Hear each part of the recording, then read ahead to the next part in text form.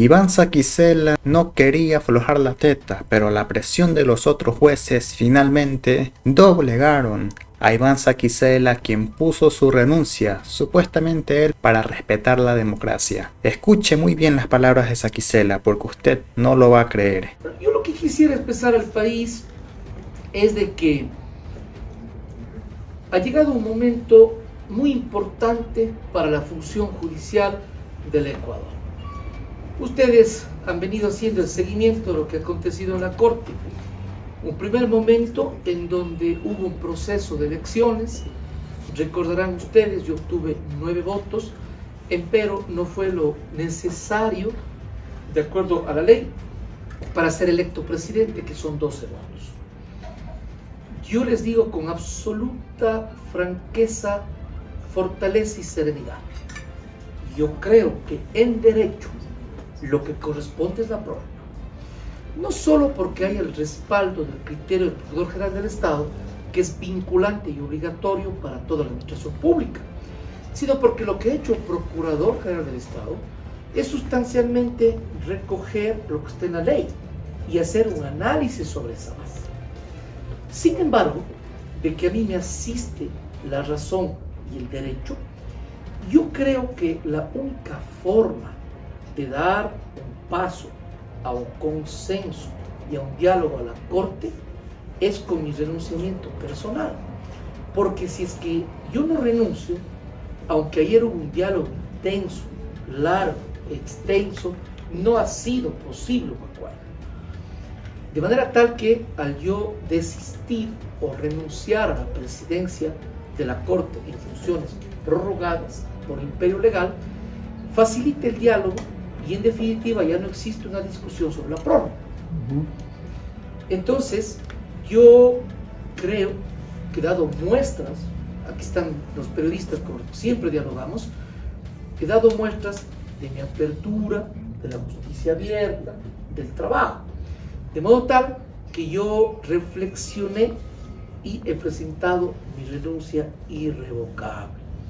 Con ello, ahora mismo, en unos minutos más, va a haber un diálogo en el Pleno de la Corte.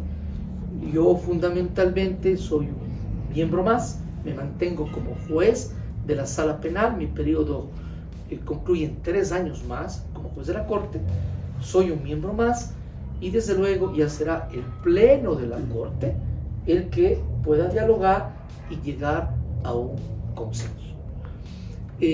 Aprovecho la oportunidad para decir de que siempre creí en una Corte altiva que ponga en el verdadero sitial a un poder del Estado.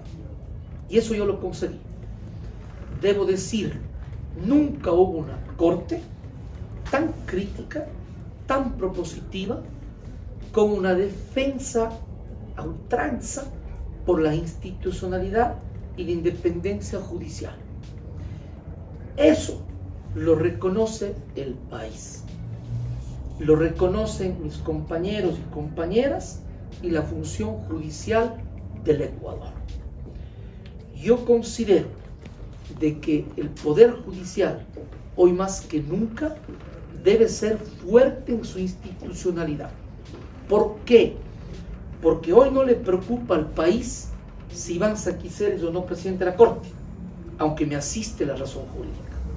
Lo que hoy le interesa al país es tener una función judicial fuerte en su institucionalidad para combatir el terrorismo y la criminalidad.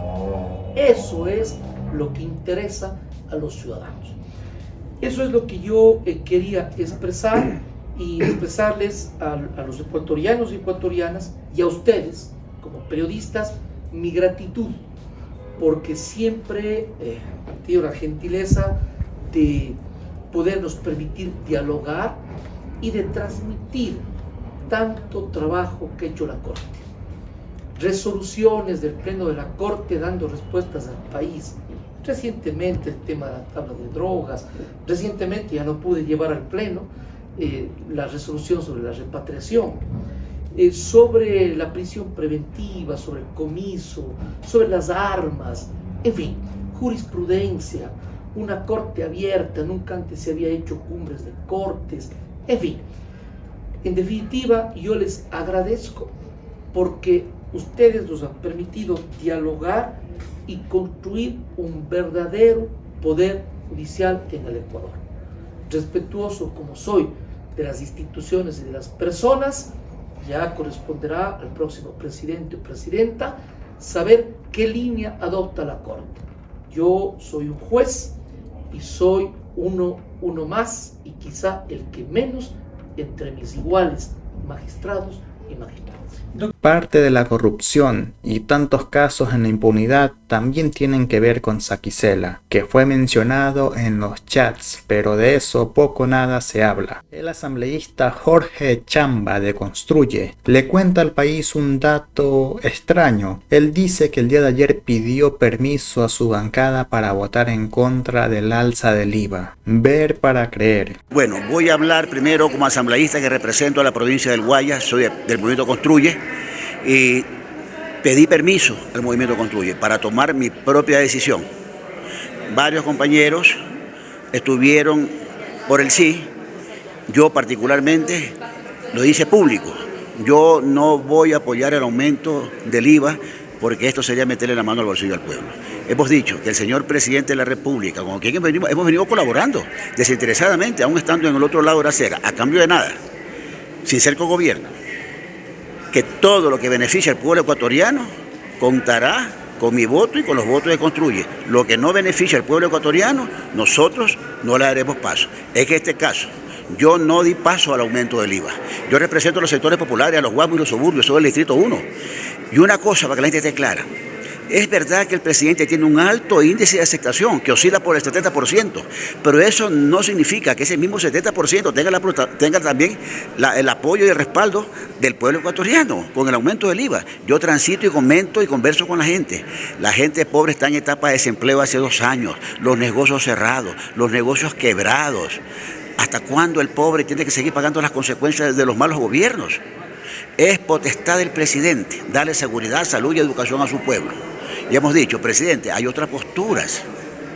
¿Por qué no se prioriza el cobro en esta época? Es importante. Se condonan las deudas a la gente pobre, a la gente rica, perdón, para que este tema lo asuman los pobres. No, presidente, comience por cobrarle a todos aquellos que deben sumas importantes en este país, las grandes empresas. ¿Por qué no transparenta la ayuda de más de 30 países que han dicho que quieren aportar en cualquier apoyo y respaldo para el país, para este momento caótico que vivimos en inseguridad? ¿Por qué no transparenta la firma con las eléctricas, con las telefónicas? Que ahí sabemos que hay una suma importante. ¿Por qué no se toca el Yasuní? ¿Por qué no lo mete en la consulta? Y va a ver usted que del 100% usted le consulta al pueblo. ¿Usted está de acuerdo que se suba el IVA o que se explote el Yasuní? La gente le va a decir, vamos por la explotación del Yasuní, donde la consulta dentro de la misma Amazonía, la gente sí quiere que se explote. Los que vivimos en la selva de cemento somos los que nos ponemos. Entonces, ¿el presidente tiene de dónde?